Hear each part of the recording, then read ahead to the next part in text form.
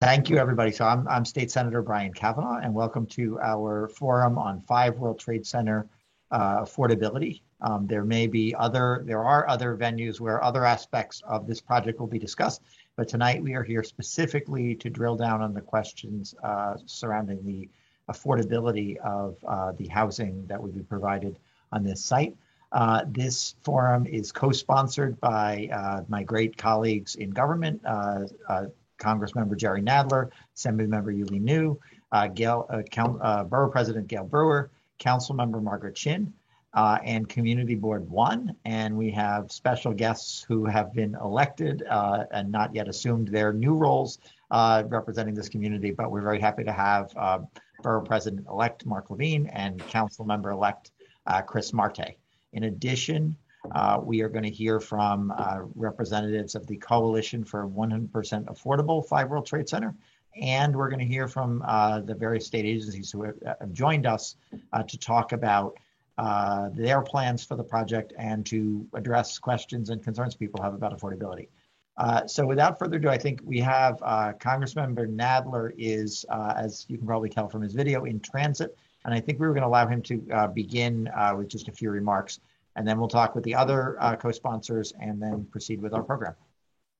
Well, thank you. It's a pleasure to be with all of you tonight. I first want to thank all those pushing to expand affordable housing at 5 World Trade Center, Senator Kavanaugh, Assemblymember New, our incoming council member, Chris Marte, our incoming Manhattan Borough President, Mark Levine, Community Board One, and the entire 5 World Trade Center Coalition. I also want to express appreciation for the agencies which have continued to work with us, ESD, the Port Authority, and DHCR, as we continue to figure out a plan to maximize affordable housing on this site. We all know that Lower Manhattan has an acute need to expand not just housing opportunities, but affordable housing opportunities. We need to make sure this building can help preserve the vibrancy and diversity of this neighborhood by providing housing opportunities for 9/11 survivors and their families, first responders, and seniors who are instrumental in rebuilding Lower Manhattan. I applaud the current plan's inclusion of residential units as the primary use for 5 World Trade. However, I remain concerned that making only 25% of these units affordable is not wholly sufficient to meet the needs of this community. We need to explore different options that will expand the amount of affordable housing units well beyond the 25% and ensure they are inclusive of different area median income bands. We have a unique opportunity to invest in affordable housing by working with all levels of government. Just last month, the House passed the Build Back Better Act, a centerpiece of President Biden's agenda, which included a much-needed $150 billion in affordable housing investments. To that end, I'm pleased to have community members and state agencies join us tonight to discuss creative solutions to bring more affordable housing to 5 World Trade Center. Great. Thank you very much, Congressmember Nadler. Next up, we will hear from Assemblymember New. I'll jump in here. Hey, everyone. Can you hear me? Good? Yep. Okay. Just want to thank the community and also all the organizing that came, from all of our offices, obviously, for, organizing everything. But I wanted to say that, we're attending a meeting that kind of has been in the works for a bit. We're really glad that everyone could attend today to really discuss the World 5 Trade Center project. And as you may know, my office and I have attended the Community Advisory Council meetings hosted by the agencies who joined us today and the stakeholder meetings hosted by CB1, I see you all on here, and the Coalition for 100% Affordable, WTC5. At these meetings, many community members have raised valid concerns about the lack of transparency and communication on the project. And I want to note that for the record. And then CB1 also even submitted a list of questions in June, which really still remained largely unanswered until recently, including information on the breakdown of cost for the building, a thorough explanation to why the building cannot be 100% affordable, and height. So we still are waiting for a lot of these answers right now. And I wanted to make sure that in response, we had the ability to have a public event where we can hear from the agencies today on the current proposals and from our amazing community members who have been working on these issues for years. Before that, it's vital that we acknowledge the dire need for transparency and real community engagement on this issue, and also for the need of affordable housing in this community. After 9/11, residents and workers were encouraged by our government to return to their homes and businesses. Many of you came back to rebuild our community. You came back and gave back because this community is our home, and we are all basically, living with the fruits of all of your efforts. And after 9/11, residents and workers were encouraged, to, do with what they could, right? I think that in response, I think that we needed to make sure that it's vital that we acknowledge the work and the give that all of our residents here have made. And as rebuilders and as residents of our community, we all also deserve to have our voice heard on the major projects that affect our community. We have a real opportunity to positively impact our community with useful retail or deeply and permanently affordable housing. And I think that it's really important that we actually have this permanently affordable housing.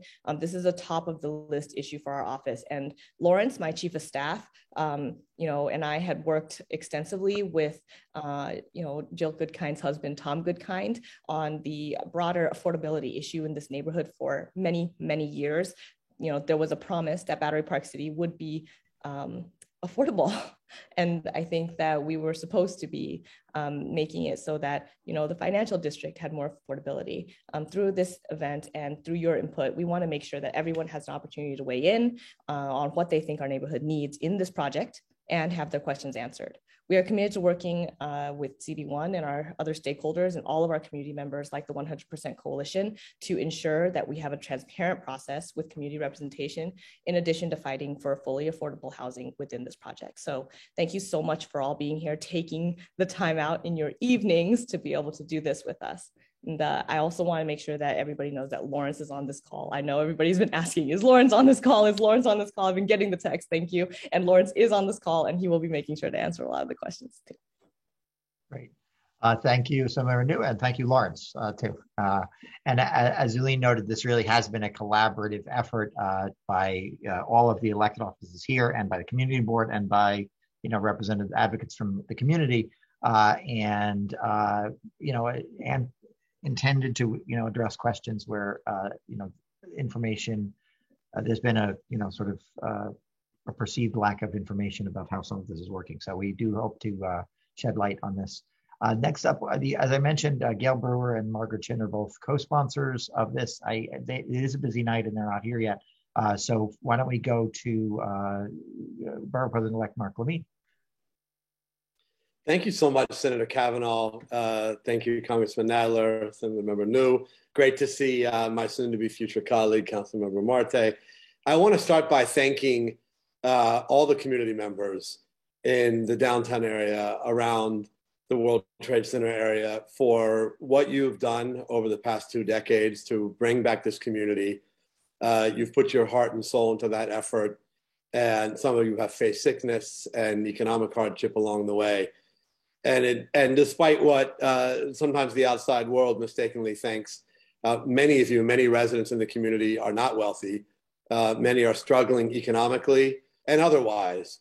And it really would be just an outrage if survivors of this attack would now be forced out of the community because of economic forces.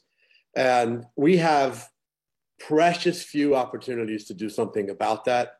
I mean, city-owned properties or publicly owned properties that are developable for housing are getting more rare constantly around the city. But in downtown Manhattan, I mean, to say that an opportunity like this is once in a generation is probably an understatement. It's just like a once in a century opportunity to do something really big to meet our public interest goals, to provide deeply affordable housing to people at the lowest income ladders and people who maybe are working class and also struggling and also to do something for the people I was speaking about who have brought this community back and need to have a chance to stay here. And they themselves need housing so they can continue to be part of this community that they've built. This is our moment to go really big. We are not going to get another shot like this. And I'm sorry, 25% affordability does not constitute going big. So I'm here to add my voice for the call to do something extraordinary and special on this site for affordability, for the community, for the future of downtown.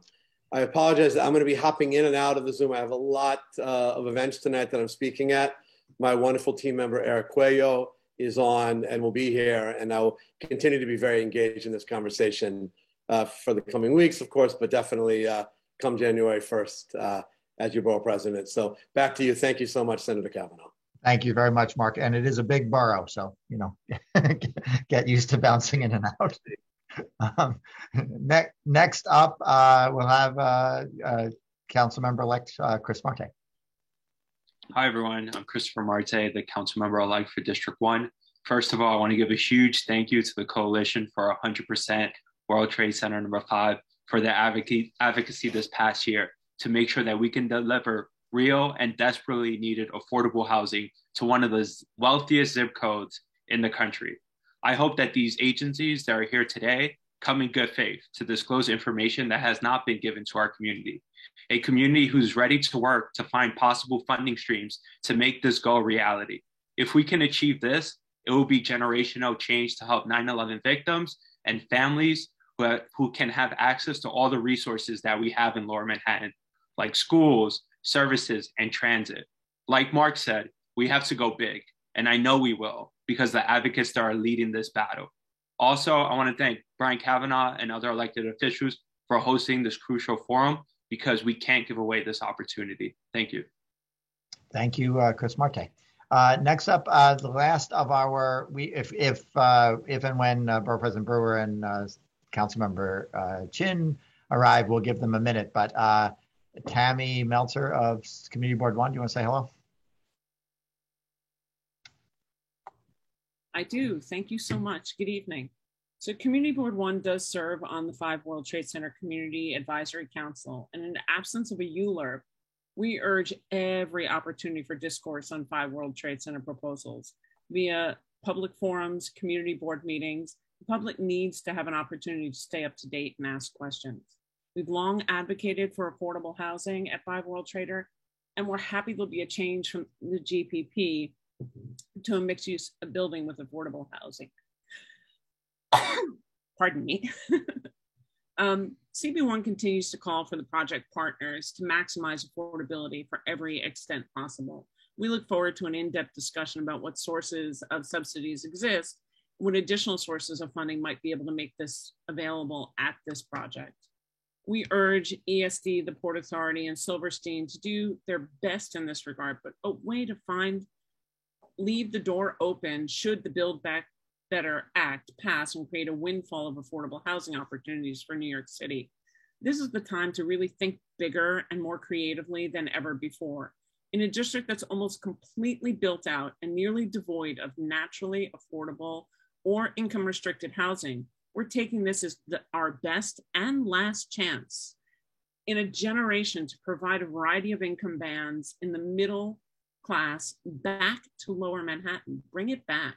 The positive impacts of having this building be a majority of income restricted or affordable housing can be a model and key for solving diversity issues in our schools, easing congestion on our roads and subways, and help build a base to support the businesses with robust, diverse group of consumers who live here 365 days a year, nights and weekends. Thank you. Great. Thank you very much, Tammy. So I will be very brief. I think my colleagues have all said much of what needs to be said very eloquently tonight. I just want to, first of all, add my personal commitment to ensuring that we maximize affordability at this site. As the chair of the Senate Housing Committee in the last 3 years, we have made enormous strides at the legislative level in protecting tenants and protecting affordability by strengthening the rent laws and by building off a very robust capital budget from the state. We are now at the threshold of a new 5-year capital plan for New York State, and we are continuing to work through laws that strengthen and protect our communities. Unfortunately, a lot of the loss of housing in Lower Manhattan came from deregulation of enormous numbers of rent-regulated units. The 26th Senate District, which I'm proud to represent, had the largest loss of such units anywhere in the city. So we have we are coming to this from a real deficit of affordability. And we know that there are various dynamics that are also threatening the ongoing affordability of Battery Park City and the surrounding community. So we are looking to this building as a real opportunity to, as several people have said, really expand the economic diversity of this neighborhood and the affordable opportunities. I want to add my thanks to everybody who's here, all of my colleagues. This has been an ongoing collaborative discussion, and the state agencies who have come to answer questions, and of course, again, the 100% Affordable World Trade Center Coalition and others in the community who have really engaged in this and brought us, brought a lot of attention to this issue. So just a few quick, reminders. First of all, this is a public forum. So we are going to have Q&A from the public in a little bit. And I would just remind everybody, including members of the public, that this is public. It is being recorded. So anything you say tonight will be available for posterity, for better or for worse. It is also, we do have folks from the media, journalists who have joined us tonight. So, there may be news coverage of what is said here tonight. So we're going to ask people to be, focused, concise, respectful, and have a great dialogue tonight. The format is going to be, we're going to hear from some representatives of the 100% Affordable World Trade Center Coalition about their perspective on the need for affordability in this neighborhood. Then we are going to hear from the various state agencies who are with us. We'll introduce them specifically when that segment comes, but it's Empire State Development and LMDC and New York State Homes and Community Renewal and the Port Authority are all here to, first they will make a presentation about the status of the project and what is planned, and hopefully address some of the questions that we've already begun to hear implicitly in some of the remarks so far. Then we will have a second presentation from residents, the members of the 100% Affordable World Trade Center Coalition, to talk about their ideas about funding affordability here. And then we will go to Q&A. We did get a lot of questions ahead of time. We've kind of organized those, and we'll add them and use them to keep the dialogue going. But members of the public, you will have an opportunity to raise your hand and be recognized and ask your question directly. So without further ado, for panelists, I think it'll be helpful for people viewing, when you're not speaking, if you can turn your own camera off so that people viewing the thing will have a larger image of the people who are speaking on their screen at that time. So I'd ask other panelists to turn off their cameras and give the floor to Mariama James and Jill Kutkind. Okay, hi, thank you. Thank you, Senator Kavanaugh, for responding to our request for this community to be heard. And thank you to our electeds who have shown support for making 5 World Trade Center 100% affordable. My name's Jill Goodkind, and many of you knew my late husband, Tom, who died from 9/11 related cancer. Tom advocated for over a decade to make 5 World Trade Center 100% affordable. And by being here tonight, I am honoring his memory. The Coalition for 100% Affordable 5 World Trade Center is a grassroots group that includes community members, housing advocates, 9/11 groups, community organizations, political clubs, experts, elected officials. And our message is resonating. Tonight, you're going to hear from Coalition members who will address not only why, but how 5 World Trade Center can bring 1,300 units of desperately needed affordable housing without draining state funds to an area that has become overwhelmingly wealthy, white, and way too unaffordable. We're fighting for a building that houses New Yorkers from the very lowest incomes to moderate, housing that is inclusive and represents the diversity of the entire city, that includes deep affordability, housing for essential workers, for single parent families, housing for 9/11 survivors and first responders. And while, yes, it is expensive to build in Lower Manhattan, there is much mitigation that can be done to lower the costs. For instance, not locking in high-cost design requirements, such as rounded glassy corners for any building built at the site. Moreover, it's the incredible public resources of Lower Manhattan, the great schools, beautiful parks, safe streets. These should not benefit mainly wealthy people who can afford these obscenely high rents and need luxury health clubs in their buildings. Since 9/11, billions of our tax dollars and benefits meant to rebuild this community were used by developers to create a glut of high-priced new buildings. The LMDC itself received over $2.8 billion in housing and urban development funds. And as far as I can tell, it's not created a single building of affordable housing in this area. This might be a good moment to respond to a statement by the LMDC chair, Holly Light, made at a November 9th boardroom breakfast where, speaking about 5 World Trade Center, she said, and I quote, "We have a proposal for essentially 300 free affordable units in Lower Manhattan," which you would think was nothing, she laughs, because there's now this sort of movement in Lower Manhattan to have 100% affordable. Ms. Light, we don't think 300 units is nothing. We think it's absolutely 100% not enough. Lower Manhattan is losing its limited stock of affordable apartments at an astonishing rate. As public money was used to subsidize luxury market rate apartments, existing low and middle income rentals were lost. Independence Plaza, 3 39-story buildings, once home to low and moderate tenants, it's now market rate. Southbridge Towers, 1,651 units of once Mitchell-Lama housing, now market rate co-ops. Gateway Plaza, 1,700 apartments, once all based on rent stabilization, now rents at market rate. And yet, the LMDC and the Port Authority seem determined to make this a luxury building.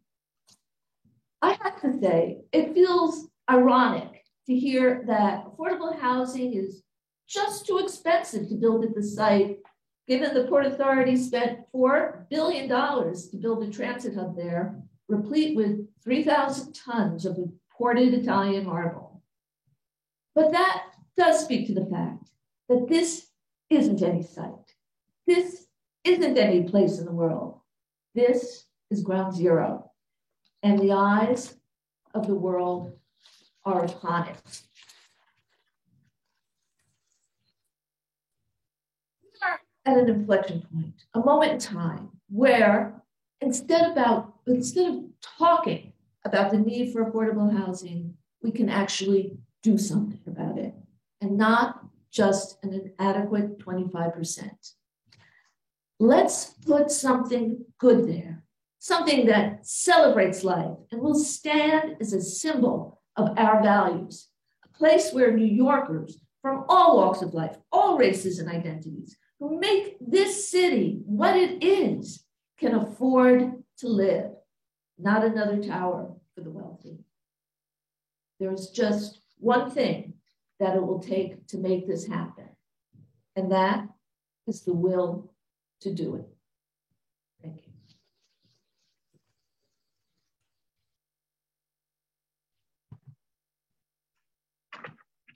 Hi, my name is Mariama James. My pronouns are she and her, and I identify as Black and am of presumably African ancestry, as well as Cherokee and Catawba Native.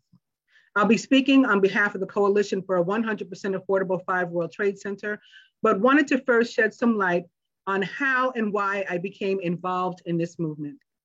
In the interest of full disclosure, I am a member of Community Board 1 and am its Quality of Life Committee co-chair and its treasurer.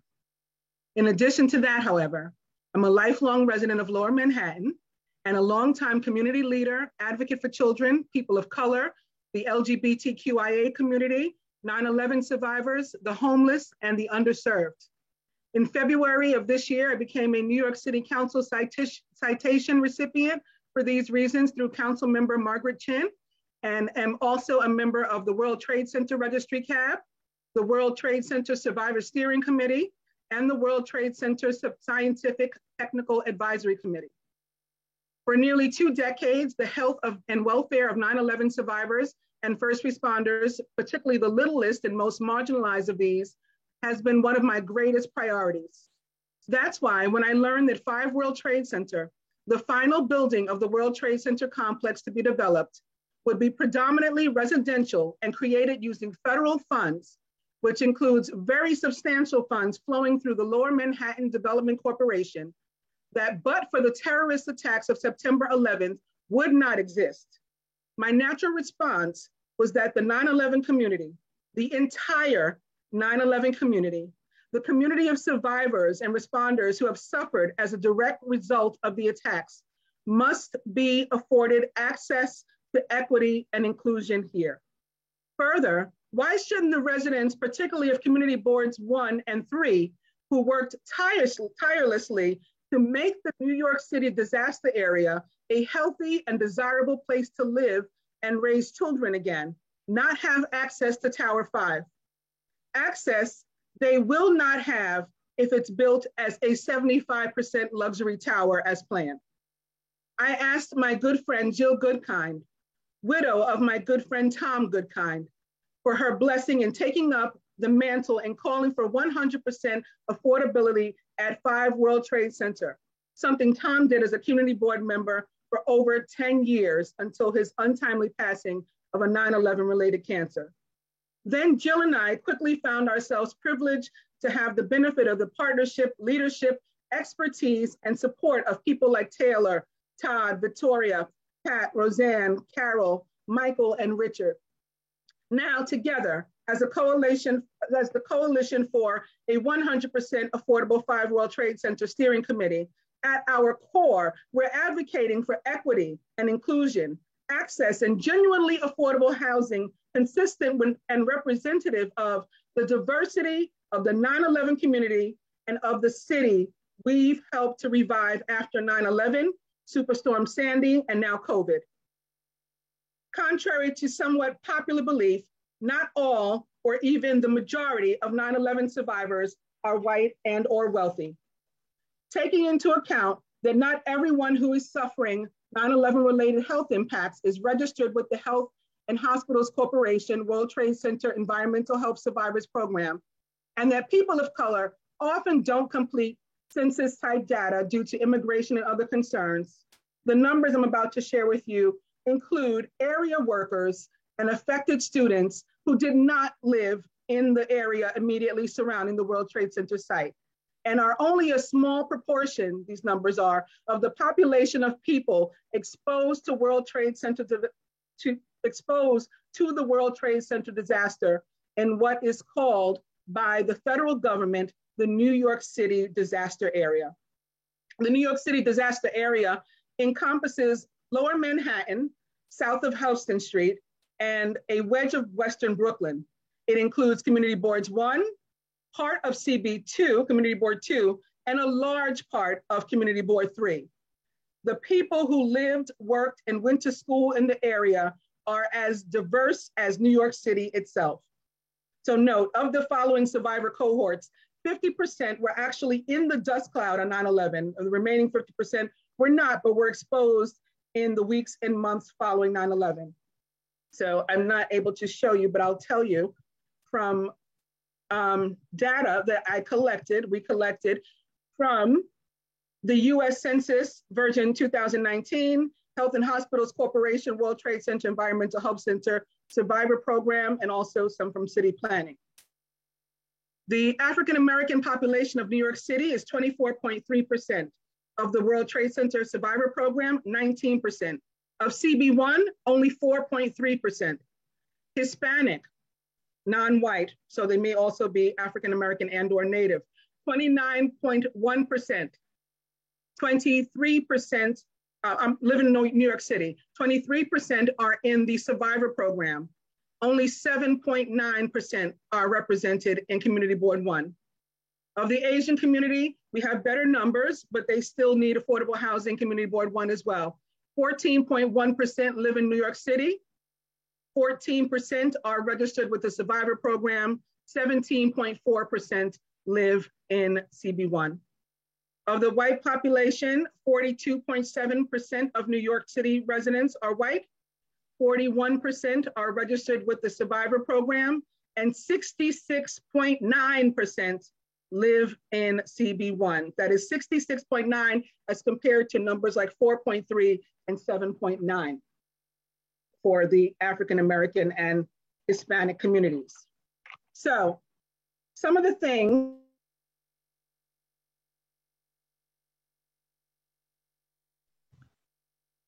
Mariama, we lost your sound. You muted. Sorry about that. That's okay. Some of the things these numbers tell us are that based on the US Census version 2019 numbers, the white population of New York City is up by 10% from the New York City Department of Health published 2016 through 2018 stats, while the populations of the other racial groups examined remains relatively the same, which might suggest that if access has also increased, it has increased for whites only. African Americans, Hispanics, and or the indigenous are grossly underrepresented in Community Board 1 as compared to the rest of the city and the World Trade Center Health Survivor Program. African American, Hispanic, and or indigenous 9/11 survivors are not receiving equal benefit or access, equal benefit of or access to 9/11 related redevelopment, despite equal exposure to 9/11 related toxins and equal loss of health, property, and sometimes life. The combined population percentages of non-whites amounts to a greater population than that of whites in all areas considered except for in Community Board 1. Even if unintentional, the combination of planning and zoning decisions favoring big real estate and exorbitant rents and housing costs have in effect rendered Community Board 1 a segregated community. Plainly, we not only need affordable housing in general, we need more housing that's specifically and genuinely affordable to people of color, and more specifically to African American, Hispanic, and or indigenous peoples, and to 9/11 survivors and first responders at large. So the question we're left with becomes this: considering Empire State Development Corporation's widely shared sentiment that affordable housing is too expensive to create here, and in light of the Civil Rights Act of 1964, which ended segregation on public land, understanding that the World Trade Center is in fact public land, up to how much exactly in public funds would the Empire State Development Corporation and public agencies involved be willing to spend toward integration of this site? To be clear, we're not speaking of those apartments these entities have referred to as free under their current plan. The question is specifically how much public money and are our public agencies willing to spend toward integrating this public land? Thank you. Thank you very much, Jill and Mariama. Okay, so next up, we're going to have a segment where the various state agencies are going to present to the group. We're going to hear from Empire State Development and the Lower Manhattan Development Corporation and New York State Homes and Community Renewal and the Port Authority of New York and New Jersey. I think if I understand correctly, the agencies are going to sort of determine how to divide up that time and maybe just could pass it from one to the next rather than me recognizing them individually, if that makes sense. And just for those watching, we are running a little bit behind time where we expected, but we're hoping that this segment, this presentation will go no more than about 20 minutes.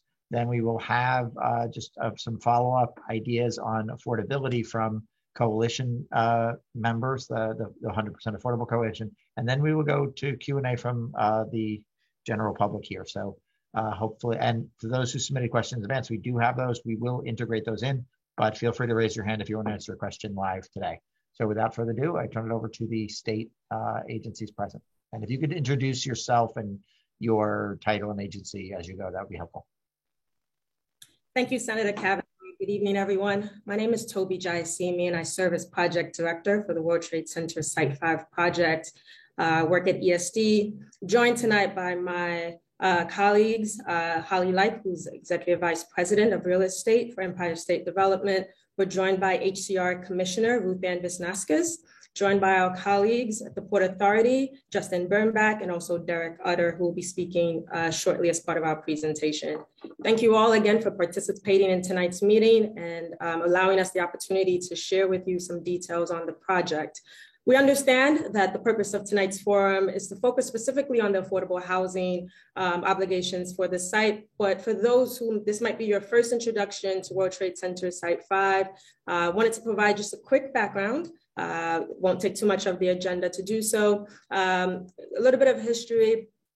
World Trade Center Site 5, or 130 Liberty Street, is the former Deutsche Bank building, which was severely damaged during the 9/11 terrorist attacks.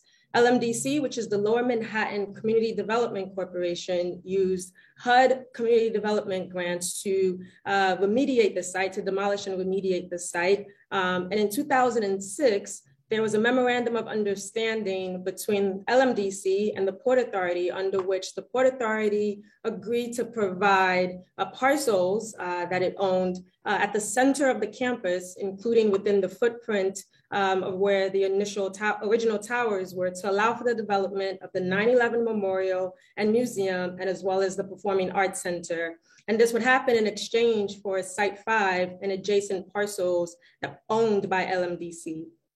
A few years later, in February of 2019, there was another memorandum of understanding between LMDC and the Port Authority to jointly RFP Site 5 for either commercial, which is as of right development, or mixed use development, which would require modifications to the World Trade Center General Project Plan.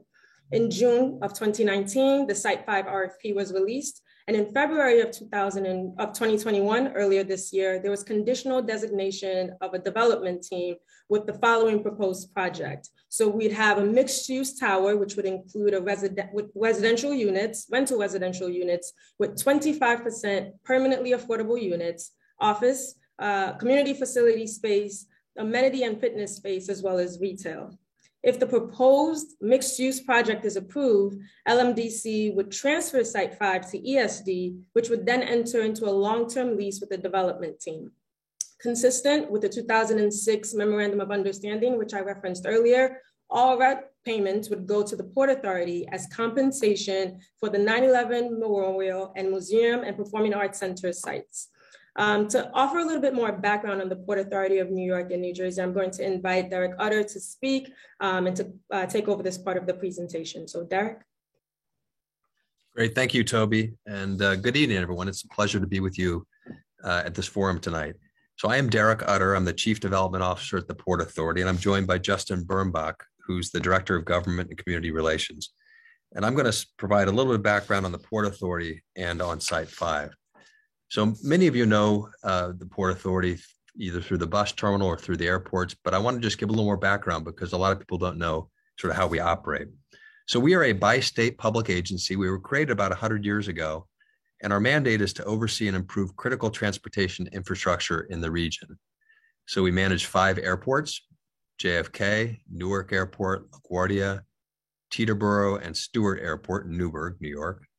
We manage 2 tunnels which cross the Hudson River, underneath the Hudson River, Lincoln Tunnel and the Holland Tunnel, and 4 bridges: the George Washington Bridge, the Bayonne, the Goethals Bridge, and the Outer Bridge. We also run the Port Authority Bus Terminal, our namesake, and the George Washington Bridge Bus Station. And we operate the PATH system, which has 13 stations, about equally split between New York and New Jersey. And then, of course, the seaports, which is the start of the Port Authority 100 years ago. So we're financially self-sustaining, with virtually all of the agency revenues coming from tolls, user fees, fares, and rents. And that's important. That's a critical distinction between a lot of other similar agencies like the MTA. So we receive no tax revenue. We have no power to tax. We receive no funding from New York or New Jersey, and we receive very limited federal funding. So all of our agency revenues are dedicated to our operations and then to reinvestment in our projects. So the way to think about us is our net profits go into capital projects to rebuild infrastructure for the state, both states. So the major projects that are currently underway, many of you have seen LaGuardia Airport and Newark Airport, both which have major terminal redevelopment projects underway. JFK redevelopment, which we've been announcing projects and will get underway in 2022. The Midtown Bus Terminal, Port Authority Bus Terminal, which has long been a sore point and a strong community interest and city interest and regional interest in improving and replacing the bus terminal, is a major, major project which is on the horizon. We've been working on a project called Restoring the George, which is basically a renovation of the George Washington Bridge. We're replacing all of the cables, the suspender cables, and doing work on both the surface of the bridge, the structure, and the both sides of the river. The berth and wharf replacements, which relate to improving the ports, which are critical infrastructure for the region. There's been a number of projects related to Superstorm Sandy to improve the path system.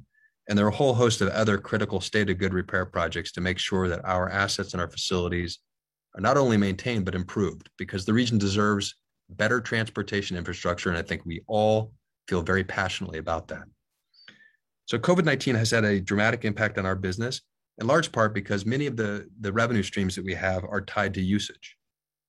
So the airports at the bottom were down 98% in terms of traffic, probably the worst hit in the country. The path system was down 95% in terms of passenger ridership, and the bridges and tunnels were down a little over 60% at the low point. So we were probably one of the worst hit regions in the country, in large part because we rely on tourism and international traffic to come through our facilities. So the impact of that has been that we have a projected loss of about $3 billion of revenue over the first 2 years of the pandemic.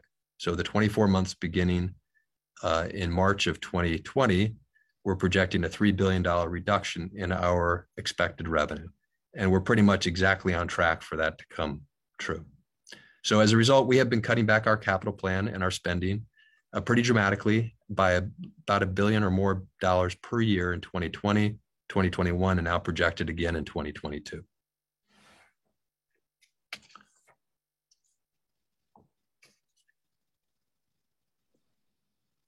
So I want to provide a little bit of background on Site 5 from the Port Authority's perspective. So you heard a little bit from Toby about the agreement in 2006, where the Port Authority agreed to exchange and accept that Site 5 in return for the transfer of the properties for the Memorial, Museum, and Performing Arts Center. So the picture on the right gives you a little bit of a graphic representation of what that means. So the areas in the green are the areas that had been Port Authority property that were transferred to other entities to build and to operate different facilities. The area in the orange is what the Port Authority would receive in exchange for that. And you'll see Site 5 in the lower right corner of that property. So it gives you a sense of the scale of what was exchanged and what was received. So the disposition of this non-core asset, Site 5, has been assumed in our capital plan as a source of revenue. It's a source of revenue to support the Port Authority's 10-year capital plan.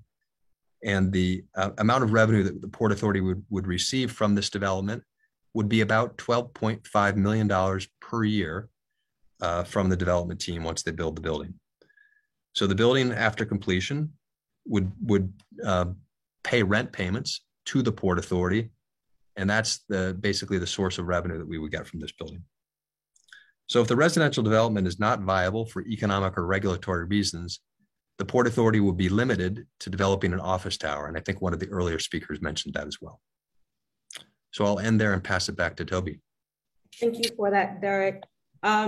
Again, recognizing that tonight's forum is focused on affordable housing, just wanted to give some context in terms of what's currently proposed for World Trade Center Site 5.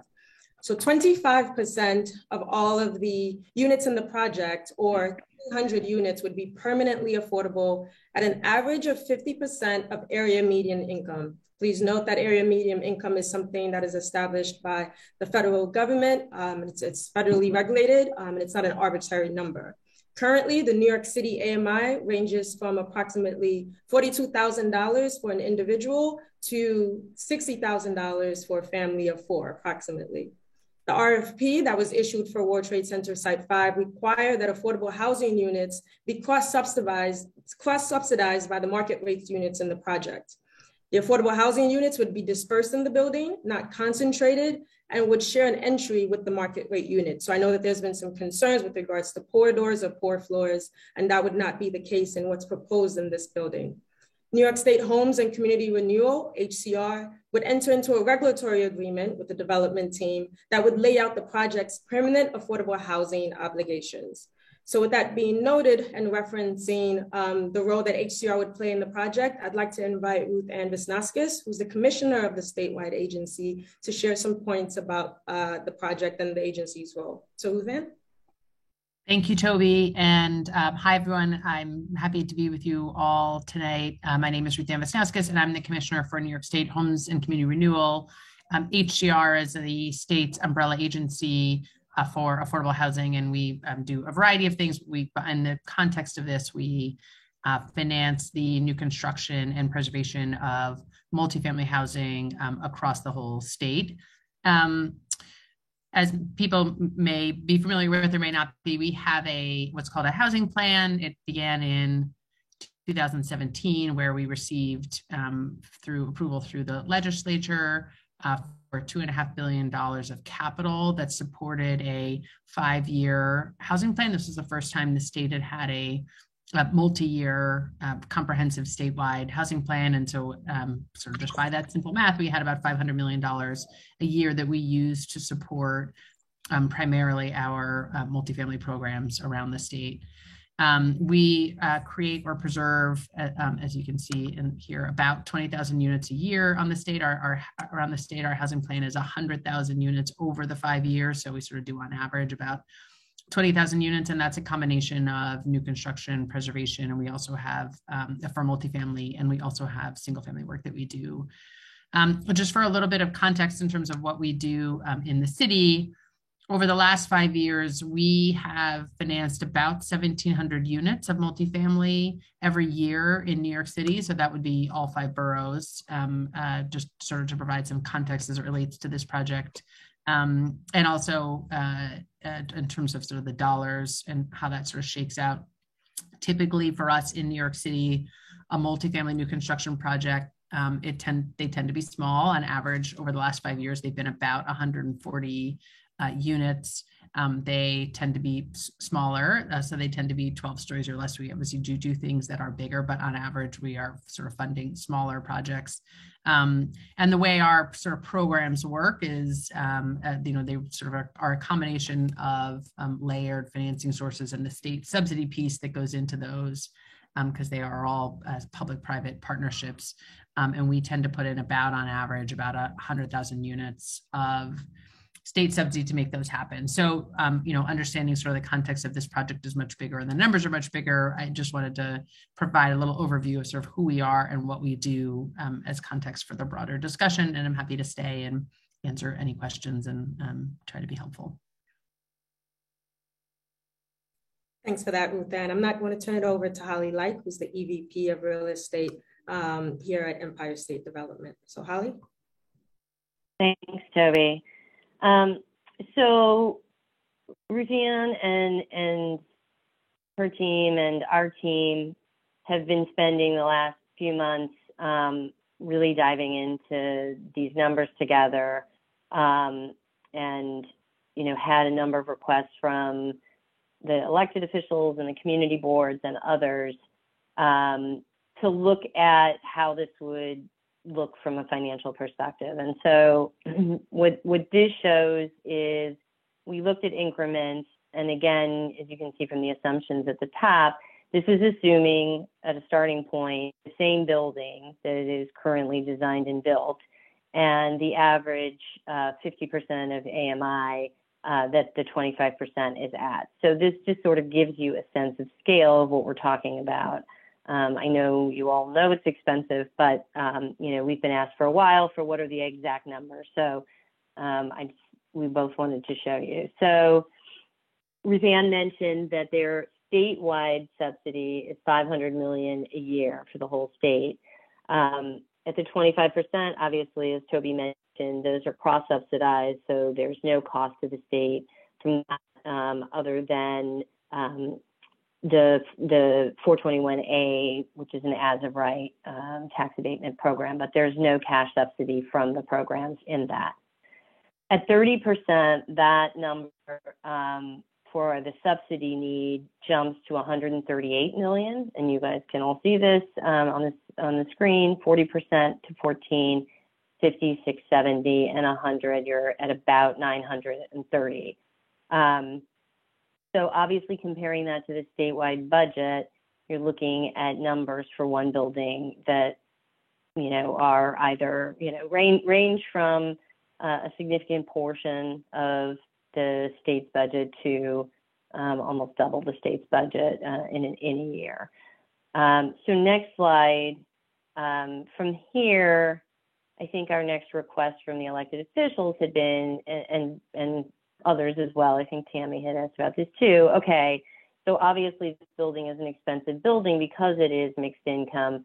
What if you looked at it as, this is theoretical, but if you were starting over and trying to build an 100% affordable, so you wouldn't be building quite as costly, you'd have some smaller units.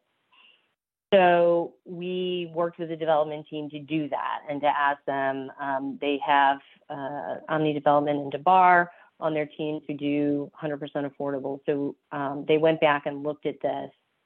You would get more units because you would have slightly smaller units. So again, comparing it to HDRs, even in this scenario with a less costly building, to do 1,475 units that you would be able to do in that case, you're still at $975 million of subsidies, so about double of the statewide. So looking at that from a state perspective, as of course we have to, since we are state agencies, you're talking about a subsidy need for even the less costly building that essentially would preclude the 39,000 affordable units that would otherwise be built across the state over 2 years. So that is a sense of the scale of what we're looking at compared to the available resources for the entire state. And, I hear and understand everything that has been said about the importance of this community and the need for affordable housing. I don't disagree. I worked at Lower Manhattan Development Corporation as a planner for outside planning starting in 2004. I spent a lot of time dedicated to this community as both a staffer at LMDC and as the board chair of LMDC now. So I'm very sensitive to what all of you are saying and the important needs, and I appreciate that. But we also have a relatively small amount of resources for the entire state. So going to the next slide, what we wanted to share. Okay, so this is a lot of numbers, and I'll turn it back to Ruth Ann, but this is, you're kind of seeing our real-time analysis of trying to look incrementally at what we could do, from the 25%. So Ruth Ann, I don't know if you want to walk through this. Sure, I'm happy to. As Holly said, it's kind of a lot of numbers, and you have to sort of stare at it a little bit, I think, to figure out what the chart is. So I'll sort of try to slow talk while I think people do that. But we basically asked the development team to look at a series of scenarios across different AMI bands. So the project starts at 40, 50, and 60. So when folks are talking about an average of 50 AMI, it's really split between those three tiers.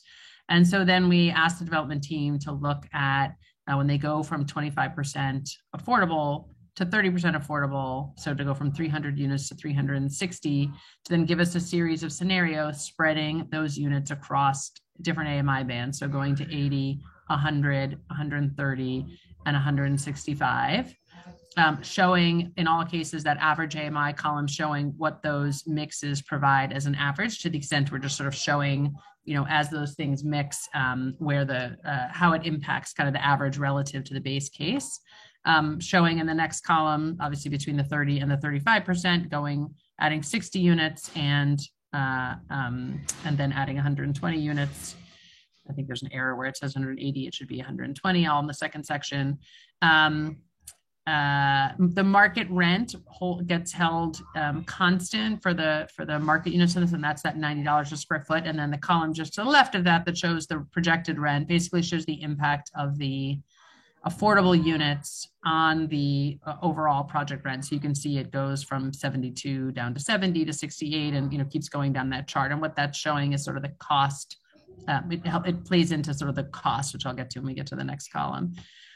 Invested equities. So we asked the developers when they ran these scenarios to keep their commitment to the project the same in all these scenarios. So when we were increasing the affordability, we didn't say you therefore take down your equity invested. We said leave it the same as you go to 30 and go to 35 as you sort of model this, and then ask them to solve for the total subsidy needed to get that affordability level. And thank you. Sorry, my kids are loud. I'm not sure if you can hear my background noise. We looked at the total subsidy needed. And then we asked them to divide that by the incremental units that are being created. So the 60 and the 120 in the two different scenarios. So you can see obviously that the total subsidy need is lower in the 30% sort of version 1, and it goes up from there as the affordability, as the AMI targets change.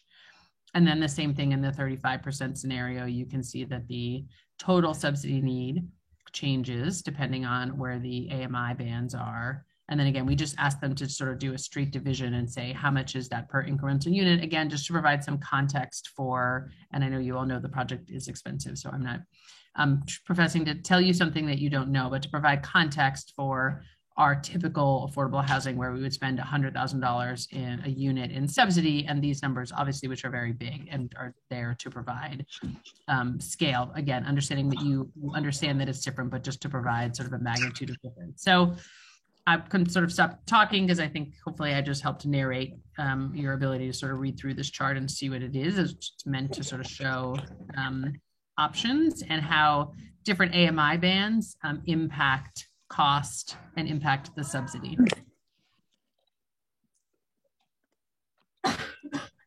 Hi, Borough President Brewer. I see you joined us. I did. Thank you. Hi, everybody. This might be a good time. We have Gail Brewer checking in from some undisclosed location out in the field, I guess. Gail, do you want to make some brief? I will be, I'll be very, I'm in the car. I'm sorry. I'll be very quick. Okay. I have two questions. First of all, I guess what I would say, given with the great leadership of Brian Kavanaugh and others, to have a little bit of time to see, because you obviously can't do it with state money. I don't know if we can do it with federal money. I understand the numbers. What I haven't been convinced of is that this city should understand, and the city as a whole, that this is the most important possibility for a major amount of affordable housing.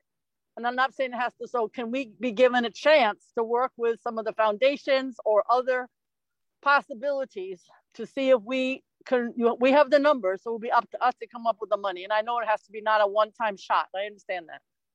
But I guess I would like to say we'd like to be given a chance to come up with something unique. This is the most unique possibility for funding. It would change the demographics of downtown. It would give us families in the schools to be diverse. It would change what we need changed. It's what this city has been talking about. And I don't mean to be rude, but everything is no. And it is hard because we want it to be at least give us a chance to come up with something else. So I don't need to go through the numbers because you've done that. I know the goal, but I guess I'd like to be given a chance to try to succeed in the fulfilling the mandates of the numbers that you're, even though it's the most expensive, that's okay. That is Manhattan. That is downtown Manhattan. And I know there are people in this city, if asked, perhaps could be corralled into doing the right thing, but we need a little bit of time to be able to do that. So that's my request. I won't speak for Holly, but I don't think we're in trying to rush and solve anything today or this week or this month. Just, so for right. sure. We obviously need the slides and we can go to work. Okay. I mean, look, we haven't even had the public hearing. We have because of how important this project has been, we've started a lot of outreach, and I hope Tammy would agree. We've come to the community boards and spent a lot of time with the CAC and others since, well before the review process started. So the hearing on the project isn't even until January, and that kicks off the public comment period. And, you know, we have time. This isn't tomorrow. So, we'll obviously continue the conversation with you all. Okay. Okay. So, because community board is great, but they don't have any damn money, don't I? So I need money, straight cash. I think Tammy's got some money, squirreled away at some point. Tammy doesn't have a damn penny to help with this 93. Tammy is dying. $935 million. I'll stand out with a hat. That's as close as I'm getting. I got money for it. All right, but I think it is worth noting that this meeting precedes the formal comment process that will begin in January, because at the request of the elected officials in the community, these agents have come before us to give to present on the questions of affordability and answer questions. And so this is the beginning of a process for everybody who's listening. And as Gail said, so eloquently in her usual inimitable style, like there's a lot of interest in doing this, and we do want to be creative and try to draw on whatever resources we can get our hands on. But I appreciate. I want to make sure everybody understands this is the beginning and not a final offer from the state. Are there other? Gail, do you want any? Should we go back to? No, okay. I need the slides, and I think this is the kind of project that people who have money can get behind, and foundations. I really believe it. Great. Do folks, from the state folks, do you want to, the next thing on our agenda is to go to some thoughts from the 100% Affordable Coalition. Do you, any kind of closing comments or remarks from the state folks? Okay. No, I think we're good, right, Toby? Good. Okay. And again, for the public who are listening or may have just tuned in, we will go to Q&A from the general public, from all the participants, in about 10 minutes. We're going to now hear from the folks, some thoughts on affordability from the 100% Affordable 5 World Trade Center Coalition. So thank you. And again, thank you for all our state presenters. Okay. Hello. My name is Todd Fine, and I am a local historian and a member of the Coalition for 100% Affordable 5 World Trade Center. And as our group was collaborating on advocacy for what we consider a true act of justice, we started to hear people say that it would be impossible to finance an affordable tower in this part of Manhattan. While we didn't believe this to be true, just looking around New York, you can see how other generations built many affordable complexes in Lower Manhattan and elsewhere. We knew that we would need to solicit expert opinion to show how financing such a tower could be possible. And in New York City's recent history, if you want to build affordable housing, especially when people say that it would be too difficult, there is no better person to go to than Carol Lamberg. She was the long-term director of the Settlement Housing Fund from 1983 until early 2014. Under her leadership, Settlement Housing produced more than 8,700 apartments in 55 developments. She also specifically worked on Manhattan Plaza, the famous affordable towers on 42nd Street that take advantage of project-based Section 8. Ms. Lamberg also served as staff director of the New York Housing Conference and has drafted amendments to the Housing Act of 1937, the National Housing Act, and the New York State Private Housing Finance Law. In collaboration, we have crafted a series of financing mechanisms that would not drain existing state or city programs. Project-based Section 8, special federal tax-free bonds similar to the Liberty Bond program, 501c3 bonds, a federal appropriation, and a direct loan from the city or state might only be needed to round things out. Before Carol will present, I want to say something about the World Trade Center. Despite the fact that its development has included a vast variety of different mechanisms of government support, and despite the fact that this building is on government land, there is currently no financial assistance planned for the only World Trade Center building that would involve housing. We must correct this. The World Trade Center has a long history of financing with tax-exempt bonds, starting with the original development by the Port Authority in the 1960s and 70s. After September 11, 2001, the federal government further authorized $8 billion of Liberty bonds for both commercial and residential development that were tax exempt at the municipal, state, and federal levels, and were actually issued by the New York City Housing Development Corporation and New York State Housing Finance Agency. Some of these went to the World Trade Center, although a large amount went to large outside commercial projects, such as $1.65 billion that supported a new headquarters for Goldman Sachs. $4 billion of these bonds support development at the World Trade Center, with $475 million going to Silverstein's 7 World Trade Center, $2.6 billion going to Silverstein's 2, 3, and 4 World Trade Center, and $700 million going to the Port Authority's 1 World Trade Center. Unfortunately, no Liberty bonds at the World Trade Center or elsewhere went to dedicated affordable housing developments. Instead, around $1.6 billion of Liberty bonds financed new market rate luxury residential rental developments in Tribeca and the Financial District that were only required to offer 5% of their units for tenants who earned more than 150% of area median income.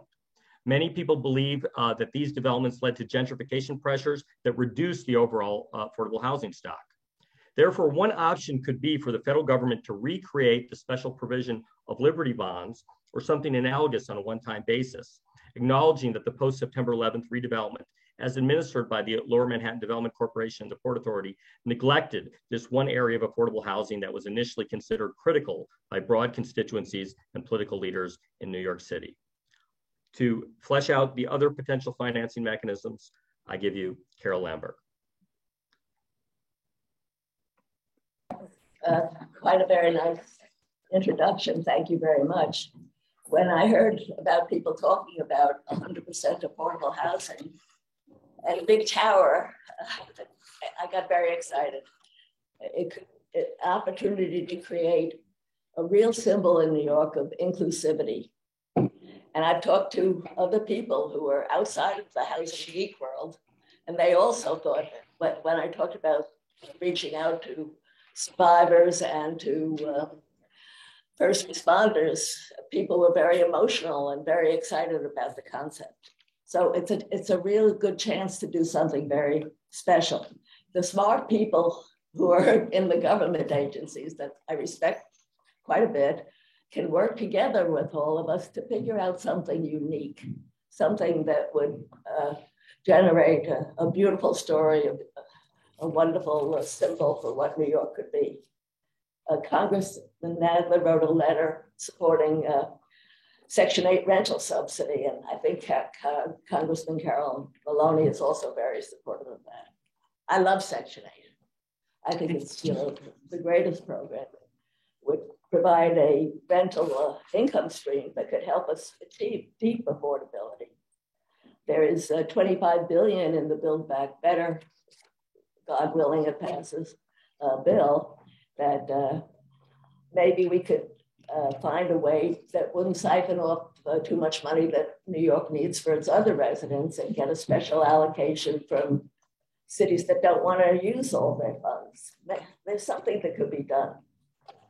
So there's the Section 8 to reach deep affordability for a portion of the site. One way to cover the capital costs, we got, besides Todd's idea for Liberty bonds, the government could issue one of the government agencies a 501c3 bond. A nonprofit owner could contract with a private developer in that instance. The beauty of that scenario is there's no volume cap on the 50, excuse me for being technical, everybody, but no volume cap that would take up some of the funds used for other bond issues by the different state and city housing agencies. And we wouldn't have tax credits either. That's both good and bad because that provides a lot of good equity, but we wouldn't be competing for volume cap or tax credits. The income guidelines, I've been reading all the regulations to catch up to see what's new. They have to be, tenants would have to, 40% of the tenants would have to earn less than 60% of median income or 20% under 40%. And Section 8 could allow us to do much better. Now there's one little hiccup in this, as there always is when you're trying to do something. And I think we have a way around that too. There's $150 million volume cap for cap limit for what they call a non-hospital project. And the thought we had is, why not include a hospital on the ground floors instead of some of the other non-residential, rather than the health club and the beautiful things they're including. We could have a hospital that maybe could do something great for the survivor. And then there are other even more complicated ways to get around that $150 million cap. I've been talking to some lawyers who've used 501c3 financing. Groups in California and elsewhere have done 501c3. And then when I was talking to one of the groups, they said to me, well, you should get a special appropriation. We've gotten them for our affordable housing, for our project-based Section 8. And I thought, why not? If anything would deserve a special appropriation, this symbol of inclusivity and all righting the wrongs from 9/11 would be a beautiful thing for everyone in Congress to get behind. Okay, the costs.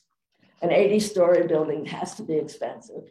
Even if we, as Ruth Ann was saying, if we cut down some of the amenities, no curved glass, we'd have to have an architect and engineer really look for savings. No marble, no countertops or anything. But again, this opportunity is not going to come again very soon. And we all should knock our heads together to think of how we do it. You know, I'm old enough that I remember the Port Authority found funds for Ed Koch's initial housing program. And that was spectacular. Everyone, Koch and Mario Cuomo worked together to get it done. And it did happen. We all worked hard to make it happen. And all my life, people have said to me about anything, almost all projects, that will never happen. But they happened, and they're still thriving. I was at a breakfast where Governor Hochul said, I love to spend money, so let's give her that opportunity to do it here. Farrah Fox, who founded the Settlement Housing Fund and the New York Housing Conference, always said, when government wants to do something, they can find the money. So let's all try, okay? That's enough. Okay, thank you so much, Carol and Todd. This is the moment where we are going to switch to asking questions from the general public and for anyone who is here attending. I would ask if any of the elected officials or their representatives want to begin here, or should we just jump right into public? I know we still have Gail. Okay, so there are several different routes to people asking question here. If you are present and you want to ask a question and you raise your hand through the Zoom feature, we will call on you and you will ask your question directly. I will mention the names there, and then sort of who's on deck so that people can be ready. We also did receive a whole range of questions in advance, and I will try to sort of work them in through the throughout the presentation so we get those. And we have a couple of questions in the chat, which I think the general public can't see, but the panelists can see. And I am going to try to work them in. Some of them were sort of clarifying questions. And let me actually just ask with one of those clarifying questions to begin with. The slide, one of the slides that with the state representatives put up, I won't try to remember which presentation it was, but indicated that there is no subsidy for the 25%, and then there are subsidies for the higher bands. I think I understand what that is, but somebody was asking why is it zero subsidy for 25%, and then how does the subsidy work above that? Can you just talk a little bit more about the math there? Ruthann, you want to take that one? Sure. The primary reason is because ESD, and Holly, if I get this a little wrong, you can jump in, but is providing a tax exemption that mirrors, and that tax exemption is basically what allows the development to be able to sort of cross-subsidize that level of affordability. It's similar to what previously had been called 80/20s and are now called 75/25s. And so the the pilot tax exemption is what sort of is the subsidy that pays for that 25%. Right. And then as you get past the 25%, I mean, the reason why those programs are scaled where they're scaled is because it's sort of the tipping point where you can cross-subsidize between the tax abatement and the cross-subsidy of market rate.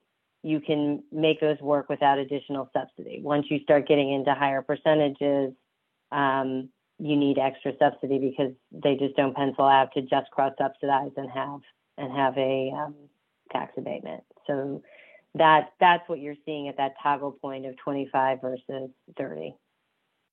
Okay, so and just we talked about wanting to get the numbers, and Gail wants to see your slides and your math as well. Is there a value? Is there like a sort of imputed value for that 25% for the subsidy that is going toward the 25% of the units?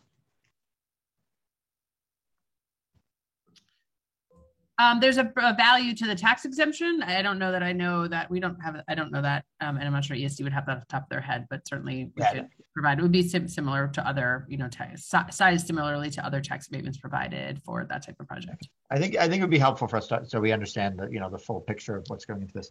I'm gonna call on some folks that, again, if you are listening and you would like to ask a question, please do raise your hand in the Zoom feature, the Zoom raise your hand feature. First up, we're going to have Suzanne Reisenbichler, and then after that, we're going to go to Bob Schneck. So, Suzanne, are you with us? So if I call your name, I think, how does this work? They need to be recognized. Staffers, I'm talking to you. Do you need to recognize? Yeah. We'll unmute folks and then we'll allow you to talk and then yourself. So Suzanne, you should be able to speak now. Okay, are you with us, Suzanne? We can come back to Suzanne after. Yep. Okay. So Suzanne, if you're within hearing of my voice, please unmute yourself when you can. We'll leave Suzanne available. We'll leave you in that category where you can unmute yourself and jump in and turn your camera on as well.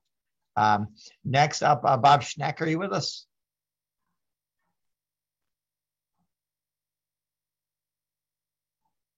Okay, those are both folks. I'm here. Great. Okay, Bob, do you have a question for the panel? Well, I have a statement because I went to Tuesday's meeting. So I just want to read my statement, and can I do that? Sure. We are going to ask people to keep these relatively quickly because, we have a lot of folks and 39 minutes left, but go ahead. Many of our downtown friends and relatives lost their lives in the 9/11 tragedy. Many of us are survivors and responders with related illnesses, and many others are being forced out by rapidly rising prices and gentrification. On Tuesday this week, the Empire State Development Corporation gave a public report on the WTC Site 5 environmental assessment at the Community Board 1 Environmental Protection Committee. The presentation was a striking deviation from the report requested by Tammy Meltzer, chair of CB1. The chair requested a factual account of the current environmental conditions that affect the construction of World Trade Center 5 and what the public needs to know. Instead, a brief statement justified by a technical manual comparing a post 9/11 2004 environmental assessment to present conditions that stated and ended by declaring no significant impacts.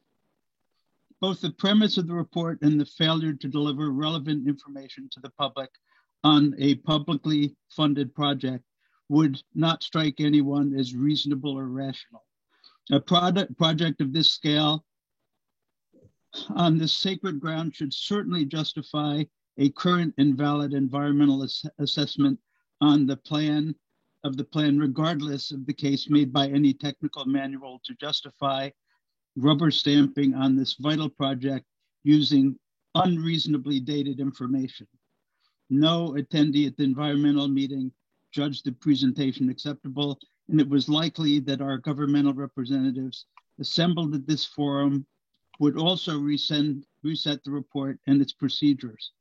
Perhaps this is sufficient grounds for formal rejection of the WTC Site 5 environmental assessment. What matters are the downtown members of the community interested in. It's clear that Lower Manhattan is overdeveloped in terms of upmarket construction. Much affordable housing has been lost, and many residents of the neighborhood are being forced out by high prices and gentrification. Under post-COVID conditions, there's absolutely no economic rationale for office unit construction. Commitment to an upscale residential development of questionable need, where affordability is the public issue of the day, should be completely justified by a formal statistical evaluation by the governmental agencies that propose it. The tip of Manhattan has strained and limited infrastructure, including transportation, sanitation, and schools. And these matters should be thoroughly considered. There's a public action to demand 100% affordable construction versus the addition of any market rate housing. This requires a realistic evaluation before going forward with the project. What is the social impact of an affordable as opposed to market rate housing? The question for an affordable building is, how can it be funded? The question of a market rate building is, why should the public fund it at all? What is the shadow impact? I'm going to ask you to wrap up. We have a whole bunch of people who have been waiting to ask questions. I absolutely understand. I hope this made sense, and it ends. It seems that this may be the time to stop the dated administrative clock running at high speed on this project and actually evaluate what the city and community really needs and would most support the neighbors who surround this sacred ground. Thank you. Okay, so I set a bad example there by like let's try to keep it relatively brief, and this like sort of Jeopardy style, like phrase your thing in the form of a question, if you would. And so I'm gonna go in rough the order that I see that the hands were raised. I'm gonna go Michael Kramer, and then Denny Salas, and then Paul Newell. So Michael, can you jump in?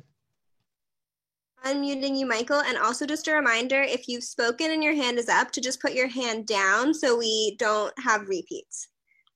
Great. Michael, you should be able to unmute now. Okay.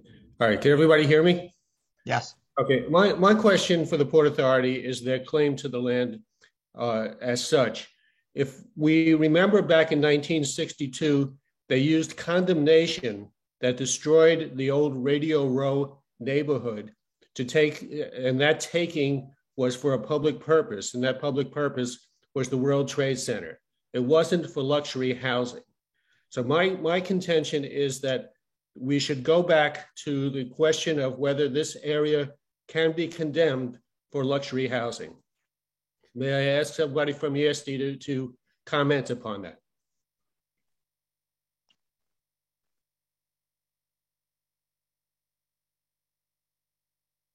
We stumped the panel. So this site was not actually part, as you know, of the original World Trade Center campus. It was the Deutsche Bank building, which was a private site that LNDC purchased from Deutsche Bank. So this goes back to the MOU Toby described at the beginning, which is that the reason the port would be involved in this site at all is because there was, the international design competition for the memorial wanted the memorial to be on the footprints, which were owned by the port. So the condemnation area was owned by the port for that use. And the only reason why the site is involved and could be residential is that it is not part, it was originally a private site. See, this was a fight that went all the way up to the Supreme Court, the local businesses, and the Port Authority is supposed to have been limited solely to developing, owning, and operating transportation and terminal facilities, not to be in the real estate business. Why are they in the real estate business?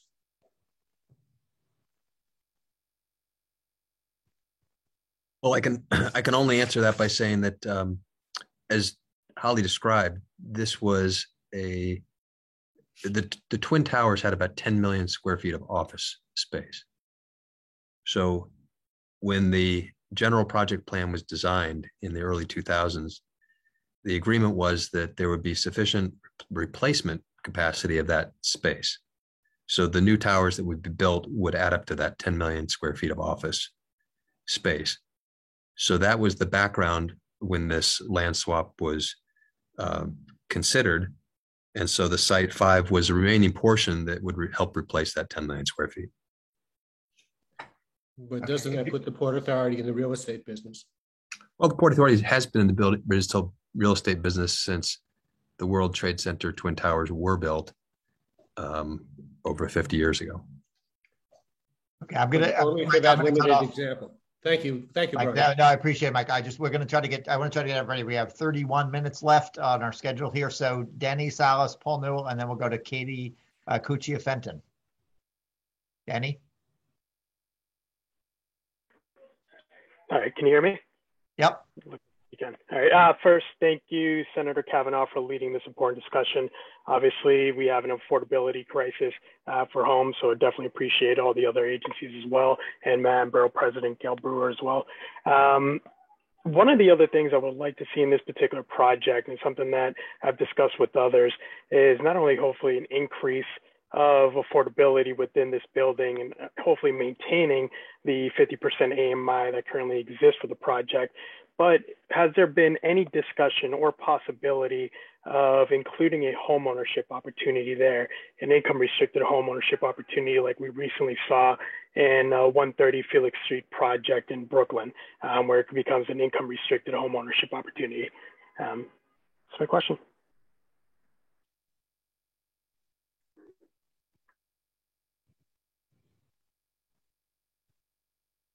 All right, I don't know if we lost Holly there or. No, I'm here. I mean, I don't have sort of an immediate answer. The financing for the entire proposal is based on a residential model. You know, obviously, you can see we're spending a lot of time looking at different scenarios. Homeownership is a lot more complicated. It also isn't really something that can easily be made permanently affordable in the same way, which has been one of the priorities, I think, in this. But I'm happy certainly to take that back and think about that. It is, and I'll let Ruthann talk to, because I know homeownership opportunities is one of their priorities throughout the state. Yeah, I think happy to have a further discussion on it. It is traditionally sort of harder to both create and also to sort of guarantee long-term affordability, but happy to have the conversation and talk about that. Okay, good. So we'll get information from the state agencies. We'll certainly circulate to everybody who RSVP'd and to you, Denny, as well. All right, thanks. Next up, Paul Newell, then Katie Cuccia Fenton, and then Bill Ferns. Hi there. Can you hear me? Yep. Hi, Paul. Great. Hi there, everybody. First of all, thank you so much to the Affordable 5 World Trade Coalition for the impetus to make this happen, and for the electeds and all the folks from the agencies for giving your time and answering questions. Super quick question. You know, there's a lot of discussion about the outreach and the meetings and folks with at Community Board 1 and folks in Lower Manhattan and Financial District. I want to know why, as the agencies were doing this outreach, you didn't include Community Board 3 and the neighborhoods in the Lower East Side and Chinatown, which have very high rates of 9/11 survivors, the folks that Mariama was talking about, as well as obviously an overlapping and acute affordable housing issue. Thank you.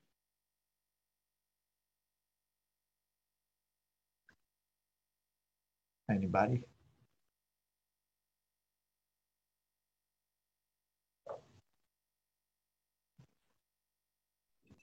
I'll answer it, Paul. As soon as we have $935 million, we'll include everybody. First time we need the money. Yeah, the sort of why didn't you question? I mean, maybe the lack of an answer, and that speaks for itself. Maybe, you know, that wasn't contemplated.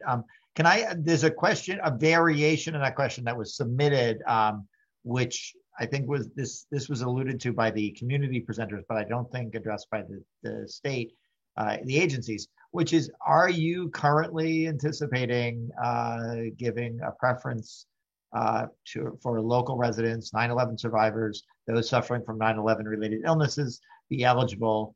Any kind of preference there, and if so, how would the selection process go? And I guess I would add, based on Mariama's comments earlier and Paul's question now, is there some scenario where the sort of the area where you consider maybe a preference be larger than CV1? Would there be either some version of that lower, the 9/11 impacted area, or, community boards 3 as well, 3 and 1? I can talk just more sort of generically about it.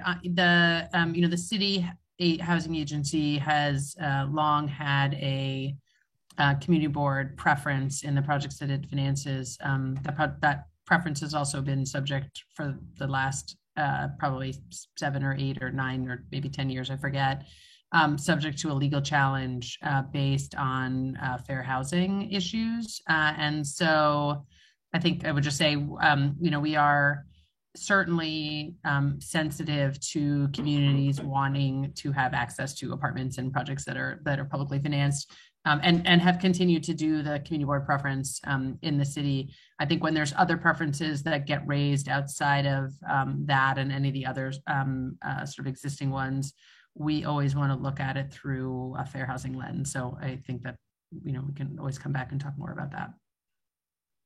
Great.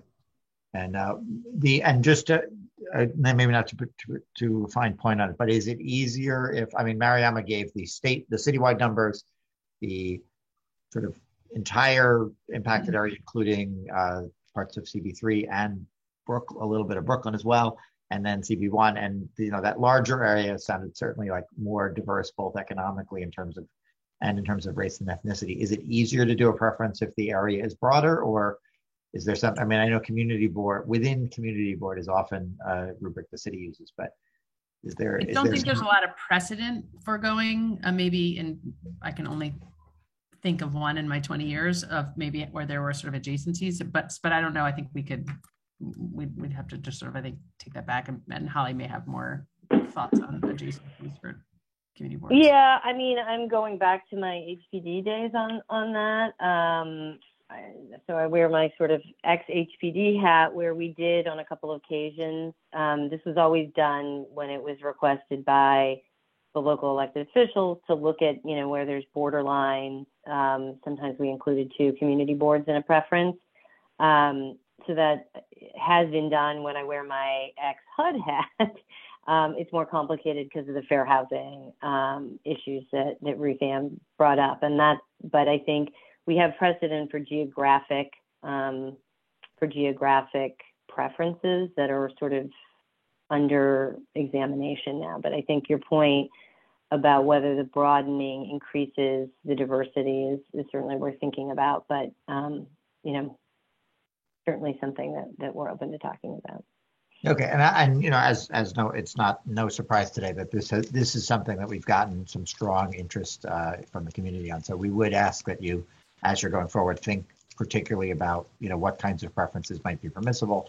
Again, with the idea that people who have lived here, who have been through a lot of struggles around 9/11 and after 9/11, and have suffered the various consequences of both 9/11 and also the tremendous increasing difficulty in affordability, would be, I think there's a desire to see if there's something that can be done there. So in addition to talking about getting Gail the numbers, maybe you can get us thoughts on what might be feasible there.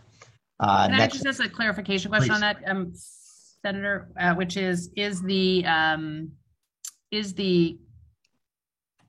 9/11 survivor definition currently lives in the community board, or are those? I'm not sure I totally know what the definition is.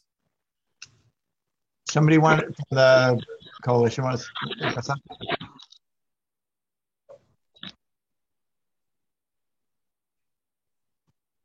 I'm sorry, was the question a definition of what a 9/11 survivor is?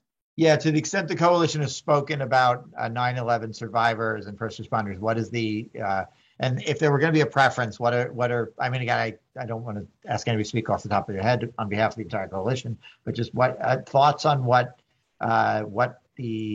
kind of preference folks might be looking for? They would be people who lived, worked, went to school, any number of things on a regular, consistent basis in Lower Manhattan, south of Houston Street, and in parts of Brooklyn.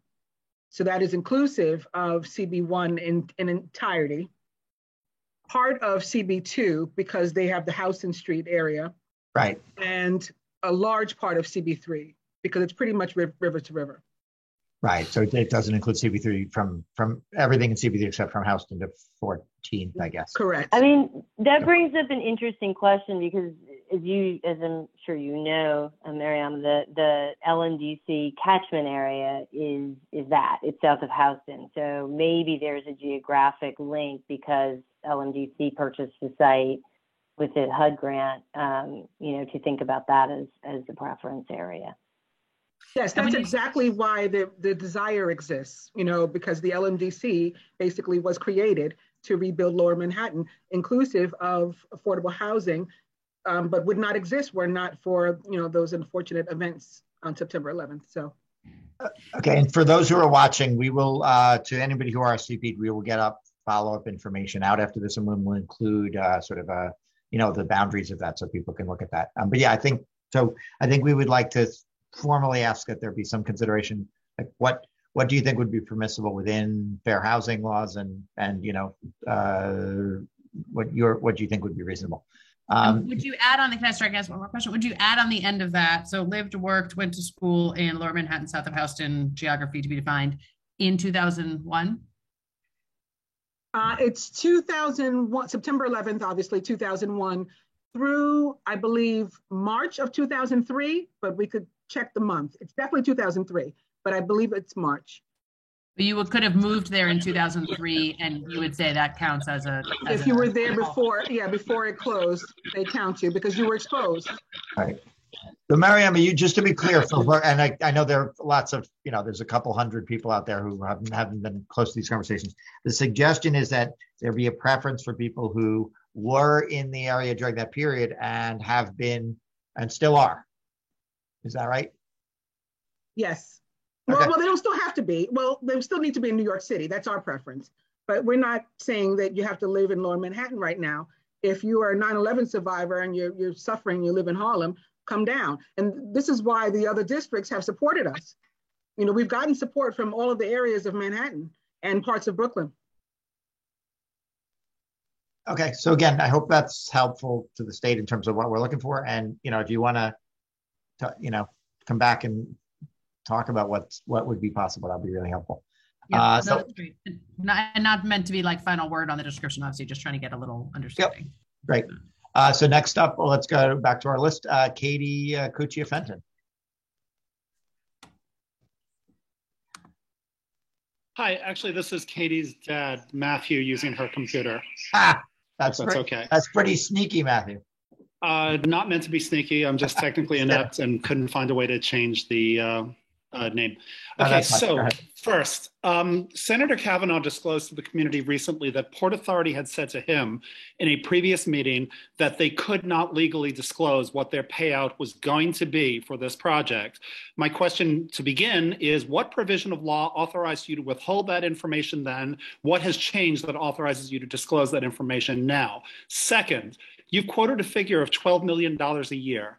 In broad terms, would it be fair to say that the Port Authority spends more than that per year on paper clips, on repainting the George Washington Bridge, on a $3.5 billion budget that is less than 1/3 of 1%? So, third, $12 million a year by any reasonable metric is an insignificant sum to the Port Authority, but it is not to this community.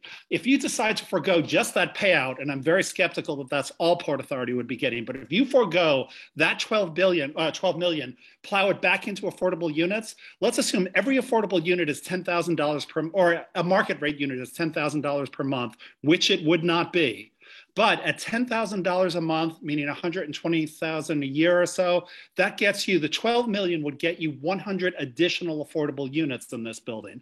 But you wouldn't do that, of course, because those units would all be rent free. So let's say you spread that subsidy around, reduce it to 50% from 100%, that gets you 200 new affordable units. You cut it to 25%, make it a $2,500 per month subsidy, that gets you 400 additional affordable units. The value to that of this community is incalculable. The insignificance of that amount to the Port Authority can't be overstated. I mean, it is not nickels and dimes. It's a fraction of a penny to the Port Authority. So why not reallocate that money to additional affordable units? Because that money at just the 12.5 million a year could get you hundreds more units, meaning more than double your commitment right now. Thank you. I can start, Derek, if you want, because I can at least answer the first part of that question, maybe start on the second. So I don't believe that, because I had the conversation with the senator, I don't believe I ever cited a law. I cited a practice that the Port Authority, in the middle of an open procurement, which this remains technically, would not typically disclose the number. Why don't I jump in and just clarify, since I was there, Justin was there, and I've been cited.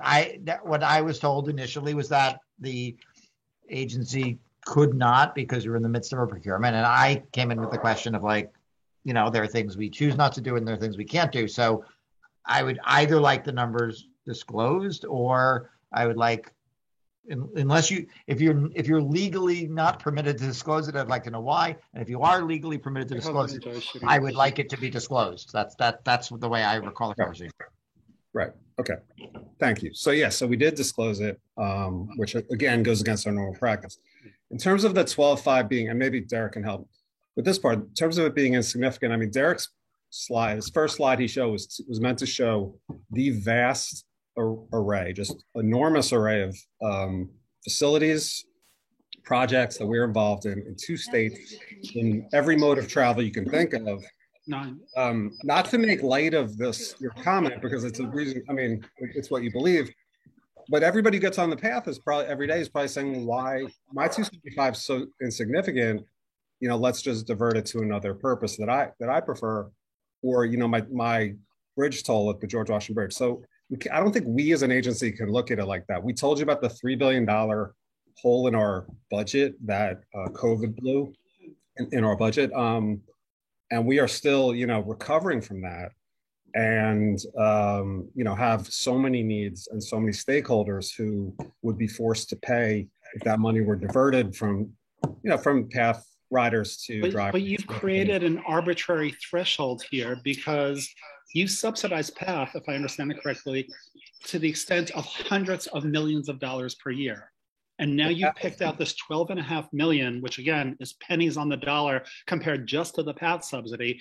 And this is the hill you want to die on. We've got to have that 12.5 million, or this whole thing burns down and can't be done. It's an arbitrary figure, and the value that would be created by that arbitrary figure being reallocated to affordability would be exponentially greater than its impact on the Port Authority's budget. Yeah, I don't believe that the PATH riders or drivers, truckers would agree with that. And PATH is part of our core transportation mission. And it's what we need to look at first. And it's unfortunate that you can't run a subway system without a public subsidy, but it's still it's part of our main responsibility to run that system and to, provide for mobility between the 2 states. Justin, can I just jump in here and clarify one thing? So to the extent we've been talking about being creative about finding funding sources. To the extent, and you're talking about a need to balance your budget, but to the extent we were to identify other funding sources that are transportation or infrastructure funding sources that might offset some of the income you're expecting from this project, that might make it easier for the Port Authority to use some of to get less income in this project and provide more affordable housing as a result. I mean, in theory, sure. I mean, if anything, if we could have all our funding replaced, then in theory, that's true.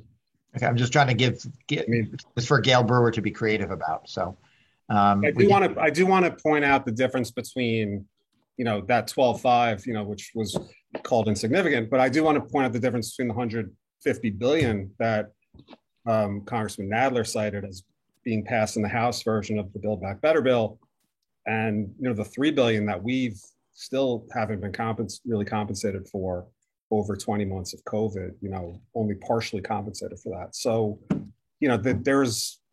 we look at that scope, and there's definitely it seems like there's a lot more resources available in the federal government for affordable housing than there might be for the Port Authority, who is struggling.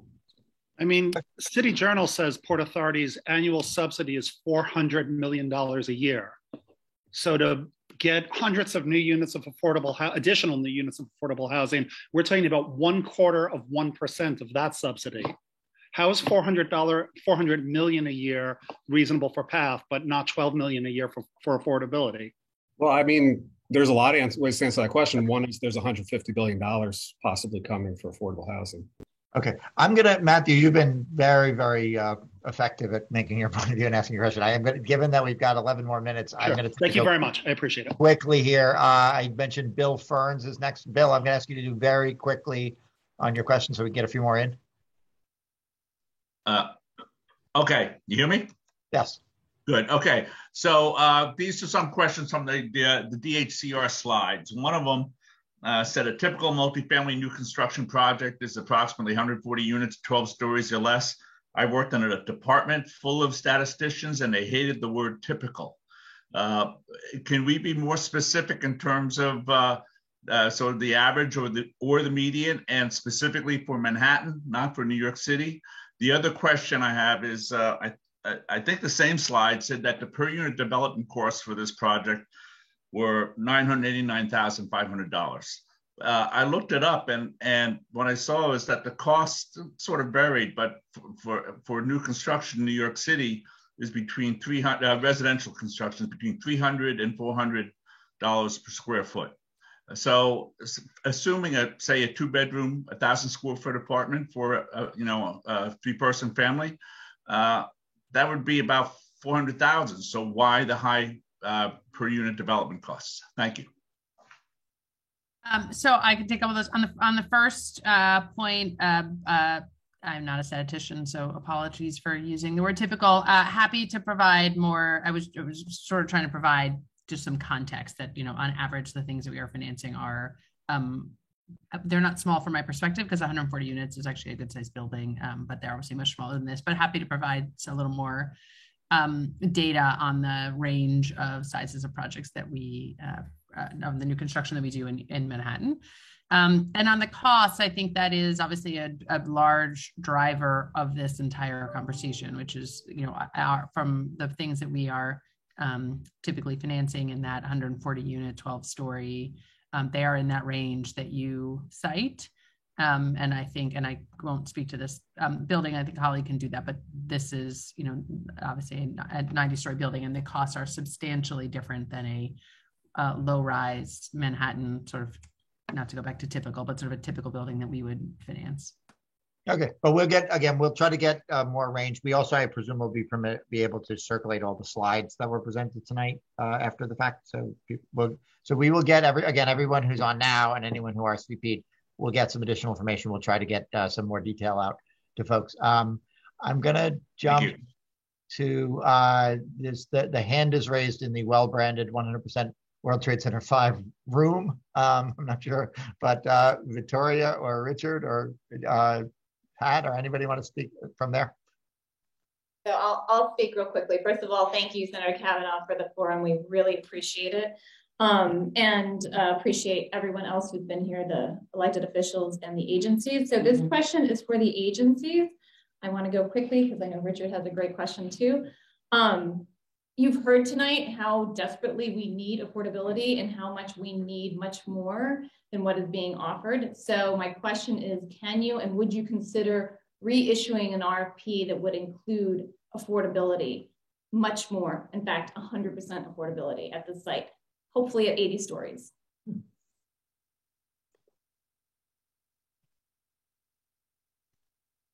So I think there's a couple complexities there. I mean, I think if we were going to start this process over, it is highly unlikely we would do an 80-story building. I mean, that's just, again, we can't escape that the cost issues are real for something of that scale. But let's hold that aside and just talk for a minute about starting over. There's two challenges. The first is that we LMDC are supposed to wrap up our grant in the next year. And the biggest outstanding element of that, there are two. One is completing the Performing Arts Center, which is pretty much on track for a 22 or early 23. So I think we're good on that front. And the other is the disposition of this site. So there is some real time pressure on that. I was the regional administrator at HUD under Obama, so I know this from their side. The 9/11 grant that HUD made was the first disaster recovery grant ever made, and it did not have a time frame on it. If you know anything about the Sandy grant, it had a very strict timeline on it, and the reason is because this has been open for so long, and that has been, and I'm sure Congressman Nadler could speak to this. This has been a source of consternation for some folks in Congress because there's more and more appropriations for disaster recovery, and they want to close out these loans. So that is one challenge to starting this over. And then the other is that we do have an agreement with the port for the compensation of the land that the public was given for the memorial, the museum, and the Performing Arts Center. And so that is an outstanding financial element that does need to be addressed. Good. Okay, Richard. Yes, thanks. Look, first, on behalf of the coalition here, so I'm Richard Corman, and along with being part of the coalition, I'm president of Downtown Independent Democrats. Thank you, Senator Kavanaugh, and all the elected officials and the agencies for coming here and doing this. It's really the first opportunity that we feel we've had to have a good and constructive dialogue about all of this, something that is so very important. And we do truly applaud the incorporation of the affordable housing in this iconic project. You've heard, and I won't repeat, you've heard so many reasons why it's good, but it's just not good enough. We acknowledge that this is not a simple matter, that this is not easy to solve, but that it's important to solve. And so, and I would say also, this is the first time that we've seen numbers, real information about the costs and the compensations that we've been asking for, and the community board has been asking for many, many, many, many months. And so what I would ask is, are you willing to work with us and our elected officials in real working sessions to work through the possibilities of making this 100% or whatever we can do to make this much, much, much better than what it is today? Are you willing to work with us? I know it's not one session, it's not just giving each other numbers, it's really sitting down and trying to find the way to make this work. Yeah, absolutely. I mean, I hope you can see from what we shared that we are spending a lot of time looking at financial models for this and looking at, the incremental, what kind of increments we can realistically do. I mean, we obviously have the big challenge of having, and I think I tried to respond to someone in the chat who asked about city funding. We've been working also really closely with Deputy Mayor Bean and the team at the city on this as well. LMDC is half city board members, half state board members. So we're all looking at this together, and we're more than happy. But the city, like Ruth Ann, they have more resources than the state, but they also have a pipeline that goes out many years with committed projects, and their resources aren't.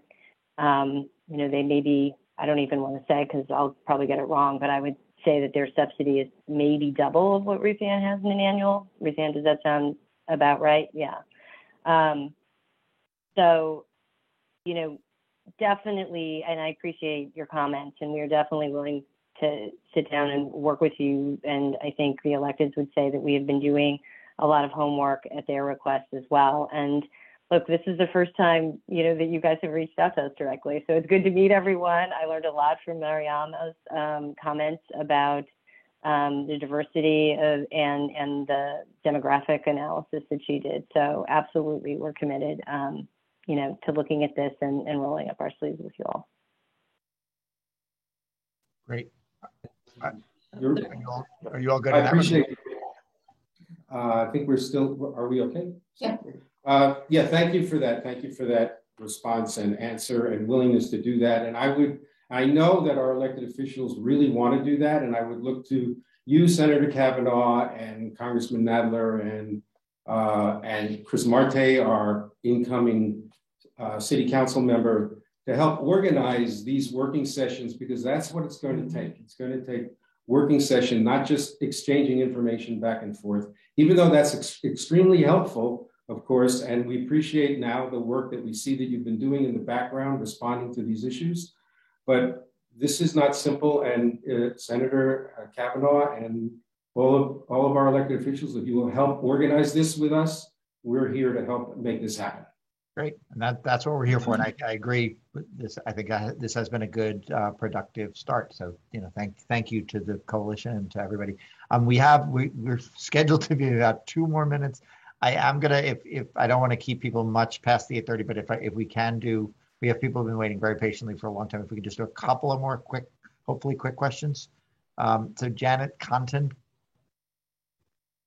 if you're here. Hi, good evening. Hi, Janet. Oh, I really feel honored that I got called. I said, well, I guess I'm not going to be called. But to save time, because I really thought my question for me was important, I did put it in the chat, okay? But I put 2 questions in there, but the one I wanted to talk about was, and I am in no way really knowledgeable on all of this issue, but I am a city resident, and I am really concerned about the unaffordability of apartments. I have a sister who is an essential worker who doesn't seem to make enough money to rent a 1-bedroom. And it's a shame, So it's a very important issue. But I wanted to ask you about Mitchell-Lama. The way I came into living in the city, which was always my dream, and I've lived all over New York City, Bronx, Queens, Brooklyn, but I always wanted to live in Manhattan. And so I was told about a building that was under this Mitchell-Lama law, and go ahead and apply. Well, I luckily got the apartment maybe 7 or 8 years after I applied, which is how long the waiting list was. And I am so grateful that I was able to get in this Mitchell-Lama building. So I want to ask, why was Mitchell-Lama discontinued? I know there were buildings that were rolling off of Mitchell-Lama. My building was one of them. So now we're at market rate. I could never afford my apartment at market rate if I had not been here during the time that were Mitchell-Lama. So that's what I want to say to you all. Thank you all for being here. Gail Brewer, I found out about this on your site through a friend. Kavanaugh, all the people involved, the 5 WTC 5, 100% affordable. Thank you so much for holding this session. And if it wasn't for technology, I might have never been able to make such a meeting. So I'm happy about the Zoom. We're glad you made it. Maybe I'll take a stab at the answer to that, which is Mitchell-Lama was a very successful program. It produced a lot of both rentals and co-ops that are still housing many people. Many of us at the state level have been talking for a long time about ambitious new programs to create new affordable housing of all kinds and throughout the state. And we are at the beginning of a new 5-year capital plan that will hopefully be presented by the governor by January 18th.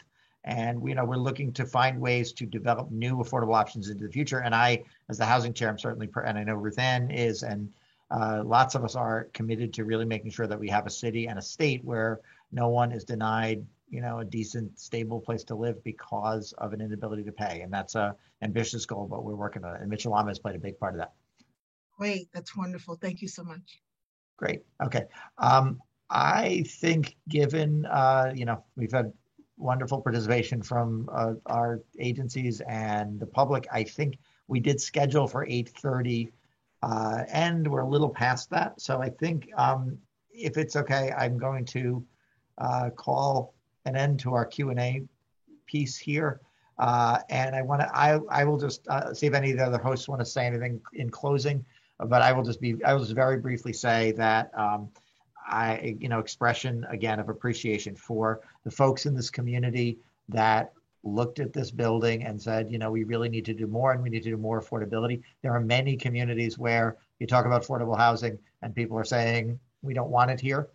This is a community that's very much saying the opposite. I think it's also a genuine commitment to residential development, to new housing. And I think that that's, also a really important part of this. And to the agencies, I think that there's been some skepticism of willingness to sort of share information and come forward. I think that's probably partly because you've been in this long process of trying to get this project, get it together, do the negotiation. But we really do appreciate the candor, the information you brought here, the willingness to agree to answer some of these follow-up questions going forward, particularly, and to ESD and the port and LMDC, of course, but especially I want to acknowledge Ruth Ann Wisnauskas. This is not even her project, and she is in charge of housing everywhere in the state, and she spends 2 hours sharing and enlightening here. So as the commission, so really appreciate that.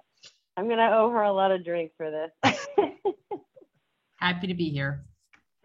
So if anybody else has any kind of last minute or closing remarks, I think maybe we'll get it right for you.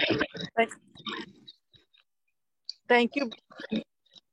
Thank you, Senator. I want to say thank you, but Senator Kavanaugh, I hope that you organize another one of this early in 22. Yep. Yeah. So next steps, I think we'll get information that's directly responsive to the question. We'll circulate it to everybody who was here and everybody who RSVP'd, and then I think we'll try to get folks together again sometime to have a follow-up conversation about the affordability. And as has been mentioned already, the first formal public hearing on this, I think, is January 10th. Am I correct? January 12th. January 12th. And there will be a official public comment period that will go until February 15th. That, of course, is not just about affordability, but a full range of issues on this project. And of course, the community board will continue to have many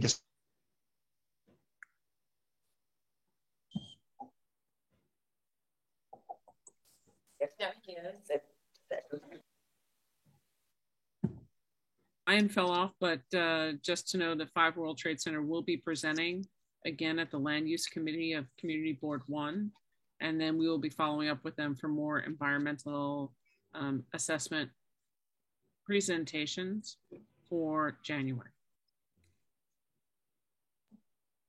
So I just wanted to say real quickly, thank you so much to everyone who showed up, to the public who showed up, to all the elected officials, to the agencies. And I want to give a shout out to the coalition that has just been amazing. I've been so privileged to work with them. And that's Jill Goodkind, Mariama James, Pat Gray, Carol Lambert, Richard Corman, Taylor Banning, Todd Fine, Roseanne Perry, and Michael Frank Core. So thank you guys, are amazing. So thanks again for the opportunity to speak with you. Thank you all. Thank you.